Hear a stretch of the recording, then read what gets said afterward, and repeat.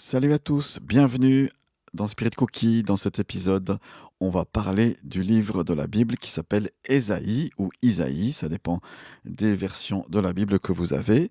On est rentré depuis la semaine passée dans le survol des écrits prophétiques. Je vous rappelle qu'il y a ce que l'on appelle les grands prophètes, ou alors les prophètes majeurs, qui sont quatre, Ésaïe, Jérémie, Ézéchiel, Daniel. Et puis il y a les prophètes mineurs, ou les petits prophètes, et là on survole le livre du prophète Ésaïe. Ésaïe a plus de 60 chapitres, et son livre est magnifique, il est splendide. Tout d'abord, l'auteur, donc c'est un homme qui s'appelle Ésaïe, il est dit fils d'Amoz au chapitre 1er, au premier verset, et on sait qu'il a vécu au 8e siècle avant Jésus-Christ. Son nom, qui est aussi prophétique, comme beaucoup de prophètes, eh bien, signifie l'Éternel sauve. Le salut est l'Éternel. Oui, Dieu est capable de sauver, et c'est tout le message, à quelque part, du livre du prophète Ésaïe. Le thème, le sujet principal du prophète Ésaïe, c'est Dieu est saint. Dieu est saint et tenter de ressembler à Dieu, voilà un bel objectif pour le peuple du Seigneur. Alors, ce qu'on sait sur sa vie personnelle, c'est qu'il était marié, on voit ça au chapitre 8, verset 3, et sa femme, il l'appelle la prophétesse. Alors, certainement, c'était une femme comme lui qui était connectée à Dieu, qui était capable de délivrer des paroles prophétiques. Son ministère, donc, est prophétique, ça veut dire qu'il est capable d'entendre et de comprendre le passé, selon Dieu, d'analyser le présent et puis d'annoncer les choses à venir. On sait aussi qu'il était papa, père de famille, puisqu'il a eu 2 enfants et il a aussi donné des noms qui étaient prophétiques à ses enfants, à ses 2 garçons. Il a vécu sous le règne d'Ozias, de Jotham, d'Ahaz et d'Ézéchias, peut-être aussi un peu Manassé. Et on connaît les dates de ces dynasties-là, c'est 780 à 760 pour Ozias, donc avant Jésus-Christ. Dans la tradition juive, il est annoncé que Ésaïe est mort à 90 ans.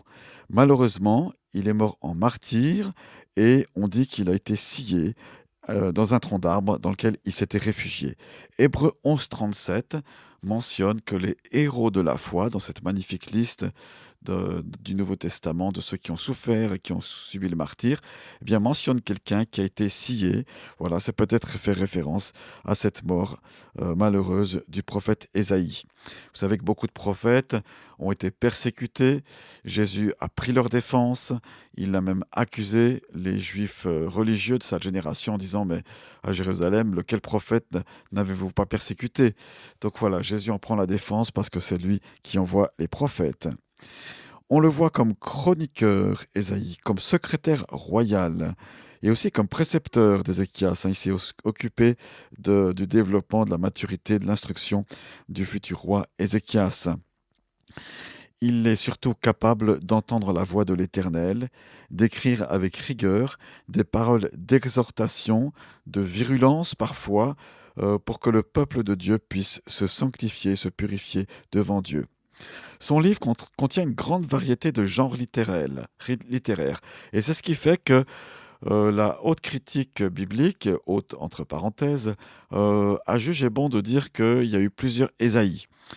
Alors, si on peut penser que le livre du prophète Ésaïe est écrit sur la durée de sa vie, ben, ce n'est pas interdit que le style littéraire d'une personne évolue. Et c'est bien normal.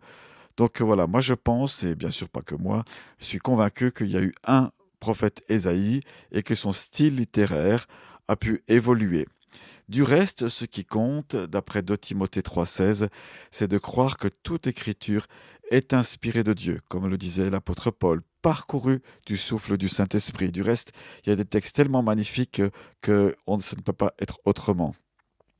Ce qu'on peut dire sur le contenu du livre du prophète, c'est que Jésus, ainsi que les apôtres, donc les premiers chrétiens, ont introduit plus de 20 fois des citations du prophète.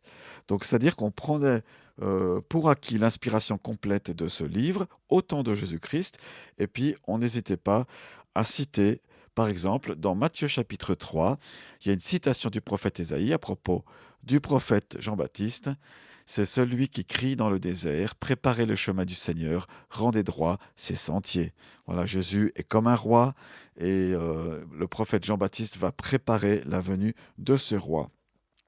Il y a beaucoup de citations dans le Nouveau Testament et aussi des citations d'Ésaïe dans d'autres prophètes, des prophètes qu'on appelle pré-exiliques.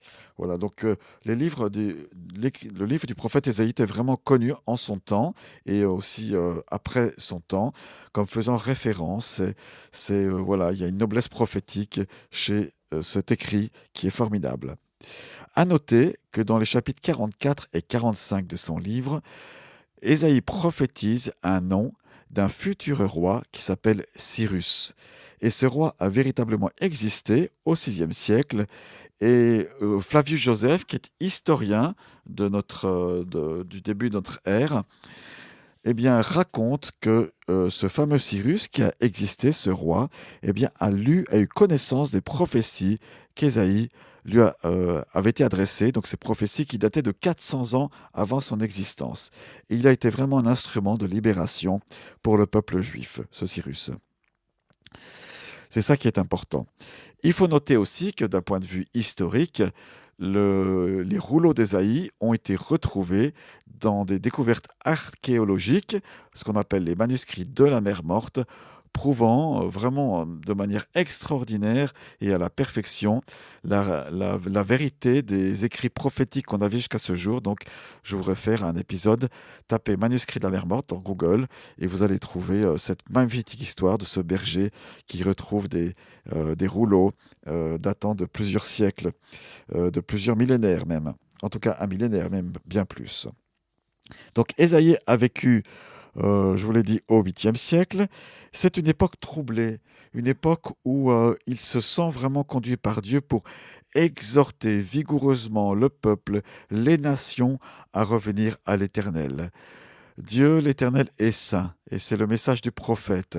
Donc ne vous souillez pas avec des idoles, n'allez pas adorer d'autres dieux, sinon malheureusement Dieu va devoir juger et accomplir la punition qu'il a déjà promise par d'autres prophètes et d'autres écrivains bibliques. Alors, ces prophéties en partie en tout cas, sont écoutées, surtout au temps du roi Ézéchias.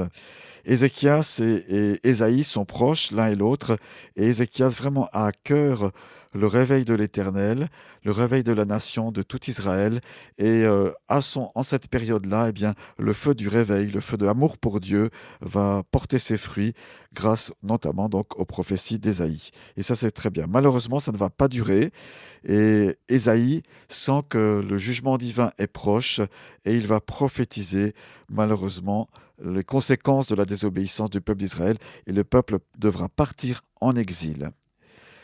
Le prophète a vécu surtout à Jérusalem. Voilà, c'est sa ville de prédilection, c'est la prunelle de l'Éternel.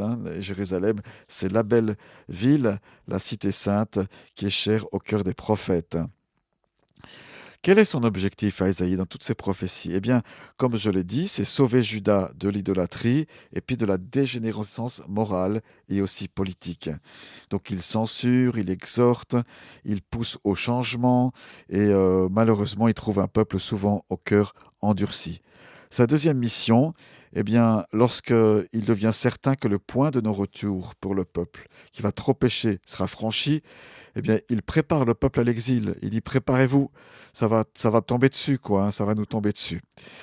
Le châtiment est inéluctable et ça sera bénéfique. C'est pour ça que Ésaïe parle de ce que l'on appelle le reste. Un reste sera sauvé. Beaucoup vont être tués parce que ce qui va se passer, préparez-vous, mais il va rester comme un tronc qui est coupé, il va rester des racines, c'est ce qu'il appelle le reste. Le reste fait aussi penser aux Juifs qui vont se convertir à Jésus-Christ, qui vont reconnaître le Messie au travers de Jésus. Il est appelé aussi le reste dans les Écritures. Et à partir de ce reste, Dieu a béni toutes les nations, la terre entière. Ésaïe a vu cela. Ces troisième messages s'adressent surtout à ceux qui sont en exil. Et on a dans les livres de ce prophète, des paroles de consolation qui sont extraordinaires. J'en prends une. Elle se trouve dans le chapitre 40, verset 31. Ceux qui se confient en l'Éternel renouvellent leur force. Ils prennent leur vol comme les aigles. Ils courent et ne se lassent pas. Ils marchent et ne se fatiguent pas. Le peuple est exilé, le peuple subit la peine, le déracinement, mais Dieu lui promet: confiez-vous en l'Éternel, vous allez être renouvelés et les générations à venir vont pouvoir rentrer dans la terre que vous avez laissée et dont vous avez laissé l'ennemi piétiner. Parole de grand réconfort et parole d'encouragement. Ésaïe est appelé le prophète évangélique parce qu'il a apporté clairement la bonne nouvelle du salut avant les autres. Il a une révélation de la portée de la mort de Jésus à la croix et de son utilité. Il a vu que lorsque Jésus serait mort, le Messie souffrant, comme on l'appelle, il a vu le Messie aussi triomphant, mais il parle du Messie souffrant, ce que les Juifs de l'époque de Jésus n'avaient pas vu. Lui, il avait compris à l'avance la portée de ce salut. Il a vu le pardon des péchés. Il a vu que ceux qui mettraient leur confiance en Dieu au travers du sacrifice seraient purifiés et ils auraient une paix intérieure extraordinaire. Et Jésus, ou le Messie maudit par Dieu, entre guillemets, porterait tous les péchés des hommes et des femmes, de toi et de moi, de l'humanité entière. La provision pour la rédemption est là. Jésus est l'Emmanuel, il appelle Dieu avec nous, Dieu au milieu de nous. Voilà ce que je voulais vous dire à travers ce prophète merveilleux. Lisons-le, parcourons-le, imprégnons-nous de son esprit. Pour ceux qui sont appelés au ministère prophétique, eh bien, Ésaïe doit être une référence, parce que lorsqu'on prophétise, on le fait en analogie avec la foi et l'esprit des Écritures et du prophète, bien sûr. Voilà, soyez bénis, vous qui écoutez ce Spirit Cookie. J'espère que ça vous a parlé, que vous puissiez être bénis dans votre journée, dans votre voyage, là où vous êtes en ce moment. Et puis, n'hésitez pas à vous rendre sur spiritcookie.org. Je mets en ligne un verset illustré qui vous permettra d'apprendre une promesse biblique rapidement et efficacement. Diffusez cet épisode ou alors faites connaître, voilà, partagez. Et c'est génial parce que voilà, plusieurs écoutent ce podcast. Merci d'être là pour le faire et à bientôt. Ciao, ciao.